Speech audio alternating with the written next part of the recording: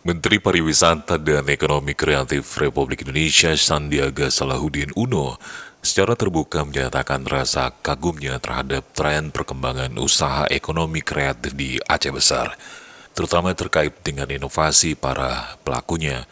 Hal itu diungkapkan Sandiaga Uno Rabu 3 Agustus 2022 siang saat membuka workshop kata kreatif di Aula Dekranas, Gampung Gani, Kecamatan Ingin Jaya, Aceh Besar.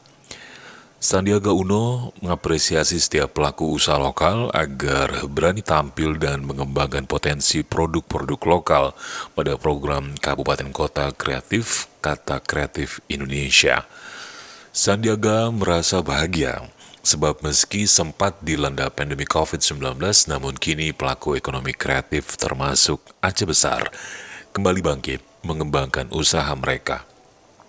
Penjabat Bupati Aceh Besar Muhammad Iswanto dalam kesempatan tersebut mengatakan kehadiran Menteri Pariwisata dan Ekonomi Kreatif tersebut menambah spirit kreasi bagi pelaku ekonomi kreatif dan UMKM di Kabupaten Aceh Besar.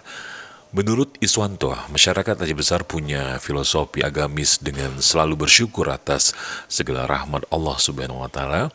Dengan bersyukur dan insya Allah rezeki akan berkah dan makin bertambah, ujarnya.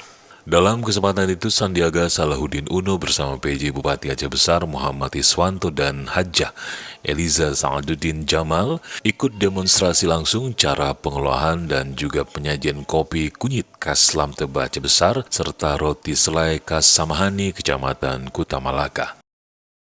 Bahwa kita harus terus meningkatkan inovasi, adaptasi, dan kolaborasi.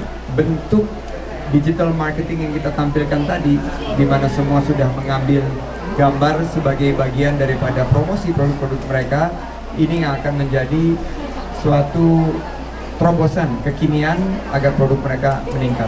Apalagi kita akan gagas pariwisata yang lebih berkembang berbasis pariwisata halal, dan juga kita akan kembangkan ekonomi kreatif termasuk ekonomi kreatif syariah. Demikian tugas kami adalah menciptakan 1,1 juta lapangan kerja baru dan total 4,4 juta lapangan kerja baru di 2024.